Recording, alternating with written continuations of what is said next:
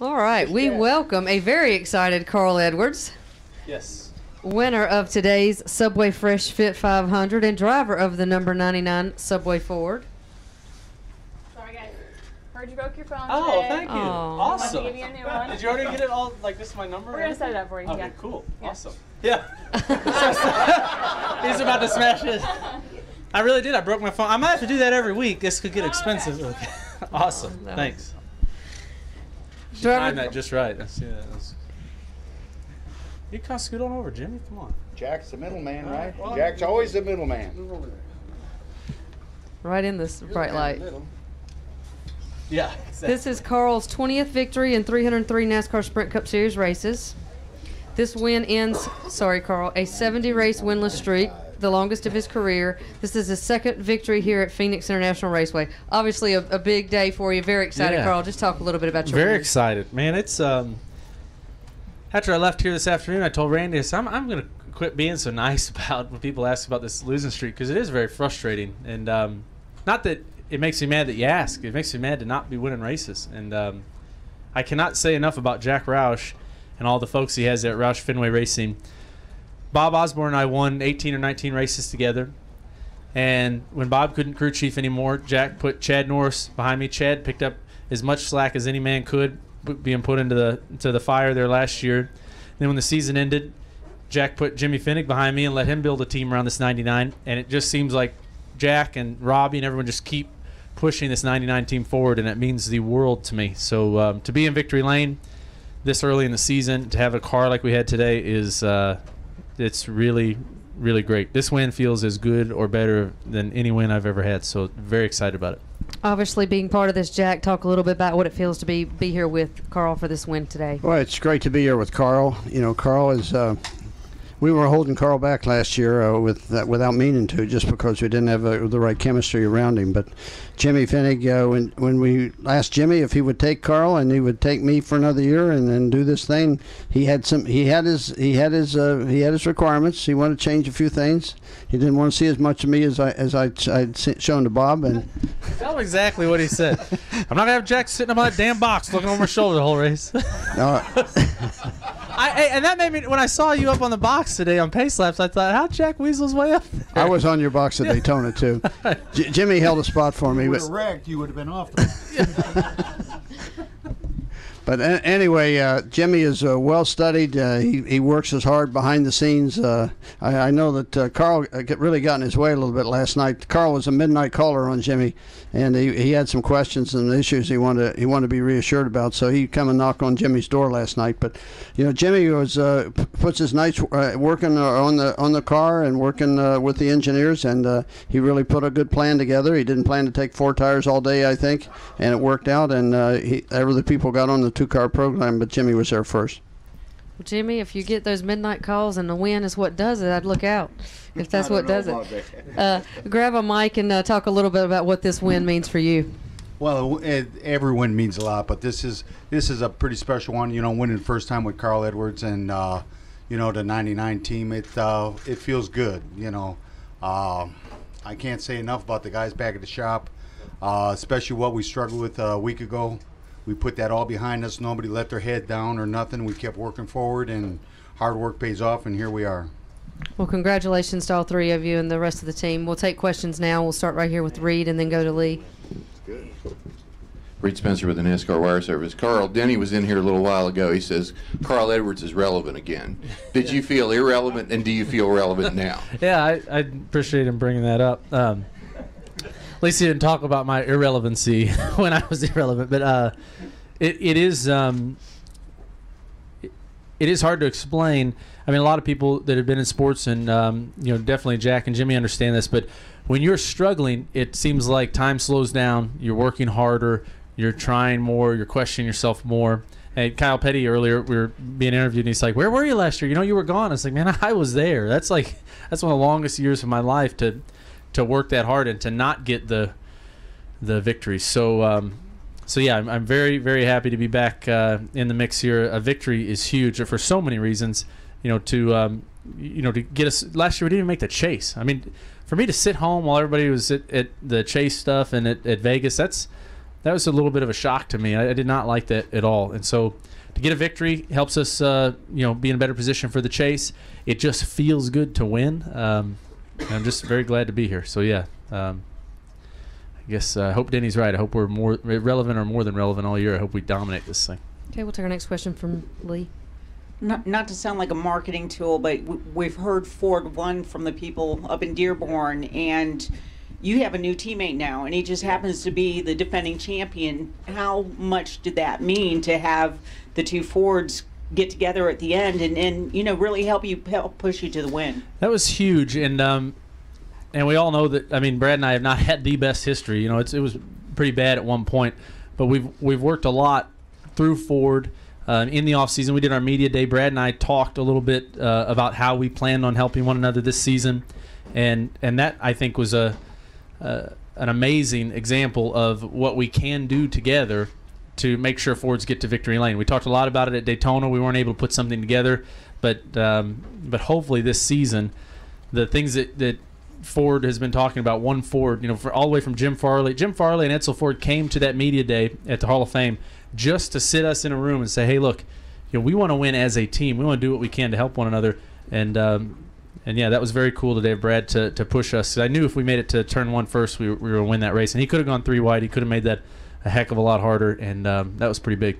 Okay, back row, go ahead with your question. Becca Gladden, Motorsport Illustrated. Carl, what was going through your mind when the caution came out there? Did you think that you still had a chance to win? Well, yeah, I always think I have a chance, but to be honest, the first thing that came to my mind was, now if we win it, we've really earned it.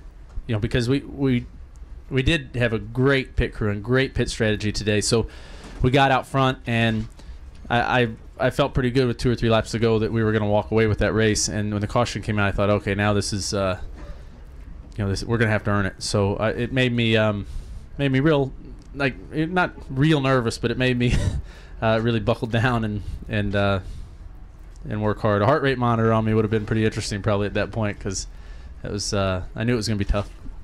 Okay, we'll take our next question from Jeff right here in the middle.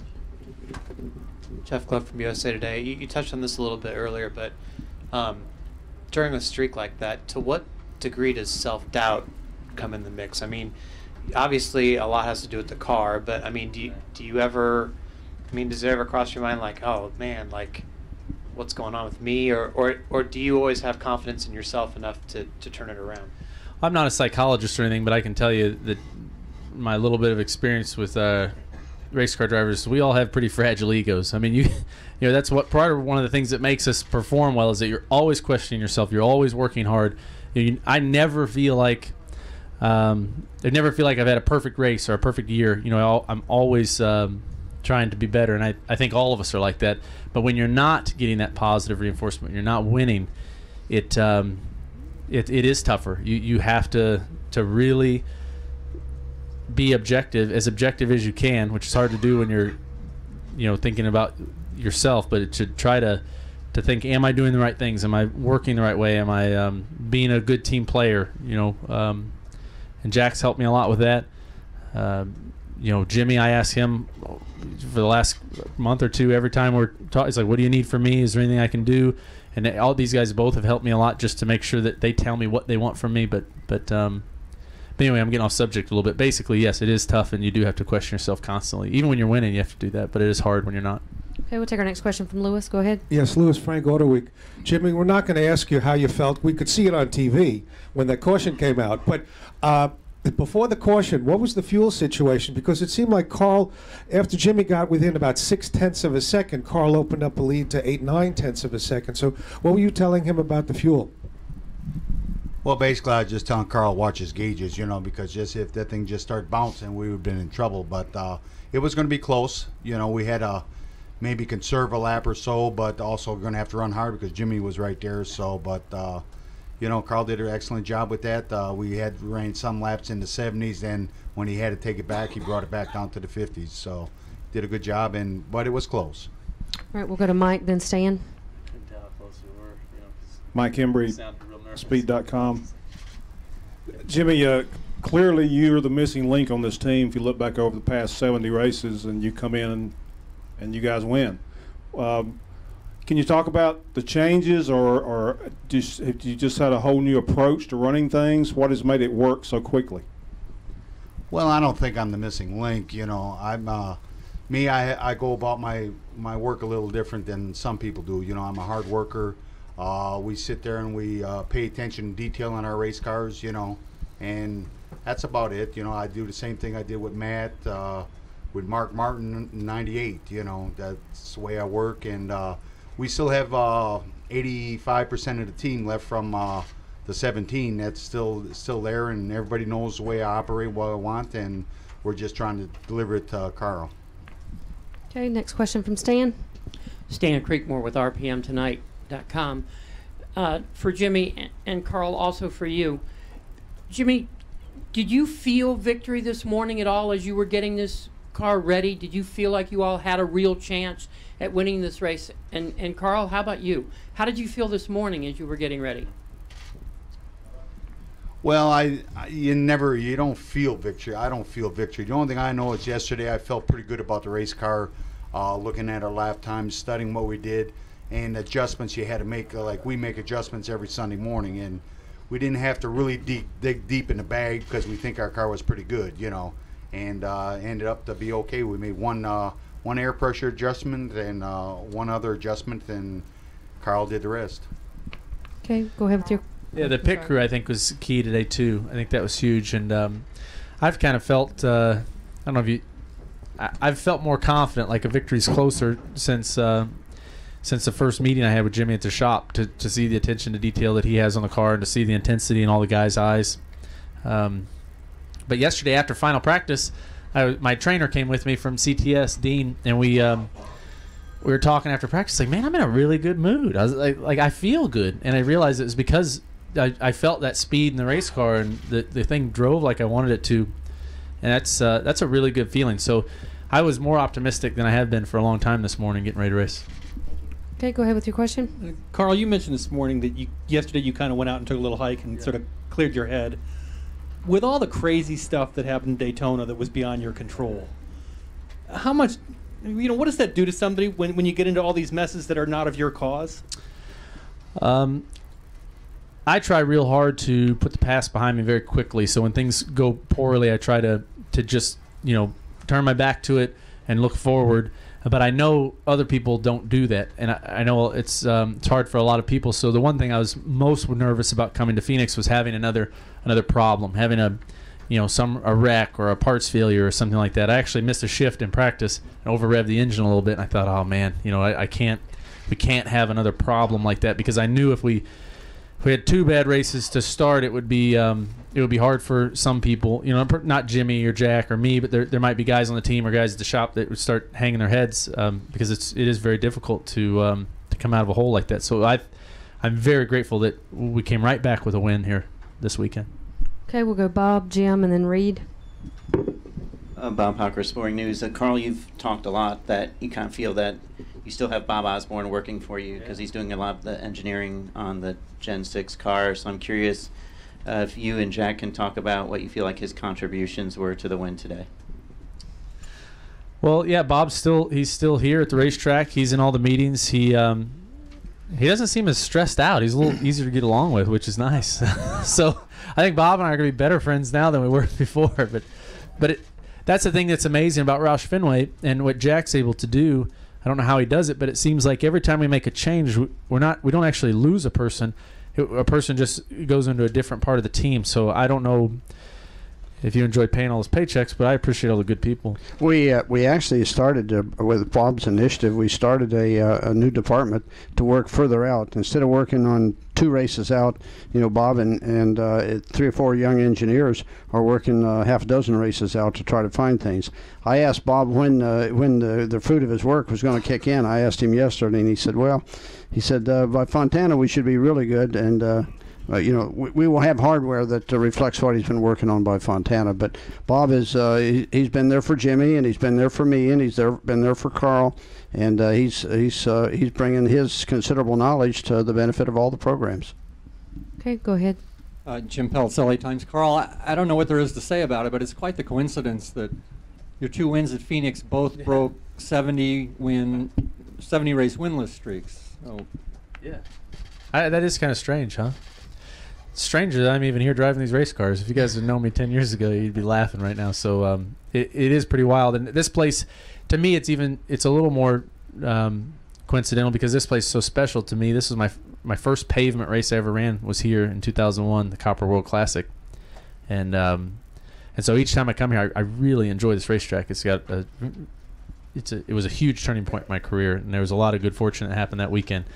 I missed about the biggest wreck of my life in the first lap of the Conci, and we made the feature, and that was huge. So yeah, hopefully we don't have any more 70 race losing streaks in my career, but if they were to happen, I'll look forward to Phoenix again sometime. So. All right. Well, next question we'll take is from Reed. Reed Spencer with NASCAR Wire Service. The pit road stats showed that you guys spent the least amount of time on pit road of any team out there, and that you gained an average of about 1 second per stop over the 48. Has that been a particular emphasis in the off season, both with the pit crew and getting on and off pit road? Those guys are just bad to the bone. I mean, those guys have frustrated me on pit road for years, and it's neat to have them doing pit stops, for the 99 team now. It's pretty awesome. Okay, we'll take a question from the back row, then come down to Terry. Carl, can you talk a little bit about Subway being the title sponsor of the race, and is that added incentive, added pressure? How do you view that? It is a little strange to come to the strange. It's not strange. It's an honor to come to the track and be driving the Subway car, and to have the Subway as the primary. The primary sponsor of our car and the title sponsor of the race, but there is pressure. I mean, those guys are as competitive as anyone. I know you guys have been to the banquets and met a lot of the sponsors and talked to them, but all of my sponsors are that way. They want to win. They didn't sign up with Jack Roush and the 99 team to be on 70 race losing streaks. They signed up to win and win a lot. So it's I wouldn't say it's more pressure because I put a lot of pressure on myself, but it is very nice to win this race for them. It's really, really great for after everything they do for me. It's very cool. Okay, we'll take our next question from Terry. Terry Blunt, ESPN.com. Carl, before Denny said you're relevant again, he brought up the point that I was asking him that he can relate because in 2010 he almost won the championship. In 2011 they were terrible, and then they won here last year. And he said at that point he knew that they were back, even though it was just one race. And he said, I can feel exactly what Carl's feelings. Do you feel that way, that just from one race? That is interesting. Until you mentioned, I didn't realize the parallels there between the two of our situations. And yeah, it's he must have felt good that day because I feel really good right now. I feel like I could jump over those grandstands right now. So this is neat. I'm more excited to go to Vegas than I've been in a long time. I'm very pumped. Yeah, I'm just glad we didn't run out of gas and glad you could still do a backflip. I was worried about those. They told me you were real nervous. Those are the two things I was worried about the most. I was a little nervous about that too. I haven't done one of those for a long time. Okay, I think we have a question in the back. Carl Bill Center with the Union Tribune newspaper in San Diego. On the 239th lap, under the caution down here, you and Dale Jr. were side by side coming down pit lane, and you had Casey Mears in front of you, and it looked like Earnhardt had a nose in front of you and had to check up when Casey went into his pit. I was just wondering, did you see that developing? And since you never trailed after that, how important was that moment? That was hugely important. I'm glad you brought that up. There were a couple things that happened there. First of all, I think we came onto pit road fourth, something like that. We came out first. I was in front of Dale. He must have had the timing lines figured out really well because I was at the max speed that I could go, and he shot up there. And I thought, oh man, I can't go any faster. I'm going to get a penalty. And then Casey was up there, and I thought, I'm not exactly sure how this is going to work out. And he turned left, and Dale could have run me up into the wall and spun Casey out, and I could tell he thought about it. I think he did because there was that little pause, and I thought he's going to do it, and then he stood on the brakes and kept from tearing all the cars up. So that had to be very difficult for him because I think we all knew right then that was that could be the race. I think we had another question in the back. I'd like to think I was just going to pass him anyway, but I was a little nervous. Bob Parker, Sporting News. Can you talk about the final restart? Jimmy thought maybe you kind of slowed down a little bit before you kind of started up. That's interesting you brought that up because I thought man, he's playing some sort of trick. He's speeding up. So I was like, what's he doing? Usually the guy in second hangs back a little bit and tries to watch, and he pulled up there, and I thought, man, why is he doing that? So yeah, maybe I was slowing down, but I wasn't trying to. I thought he was speeding up, and I thought it was pretty genius what he was doing because he kind of got me off of my game. But then when I went, I think maybe he wasn't looking at me or something because it seemed like he waited just a little bit too long to go. But truthfully, that was not by design. I was not trying to do anything tricky. I thought he was. And I think we have another question in the back. Does it work? Okay. Hey, Carl. Congratulations on your win. Thanks. Ryan O'Hara, SpeedwayMedia.com. My question for you is, we've seen in your career, we would have one and maybe two great years, and then mini droughts here and there, another 2 good years, and then another drought, which is this one. You noticed that, huh? Yeah. But my question for you is, do you think this combination with you and Jimmy Fennig is going to be the solution going forward? I hope so. It's really interesting because I have fought you guys on that stuff. You guys say, well, you have a good year and then a bad year and a good year. And I'm like, that's just chance. It's not, but it really has been happening. I don't know what that is. How many more years are you going to do this, Jimmy? Let's put him on the spot. What do you... I don't think he wanted to do it with me this year. So maybe if we do well enough, we can keep him around and we won't have any more bad years. I do not like that. Those droughts are terrible. But hopefully this is the floodgates are open. Hopefully we can go out and do some good. Final questions for the winning team. All right, gentlemen, congratulations on your win today. Thank you for your time this afternoon. Thanks a lot, guys.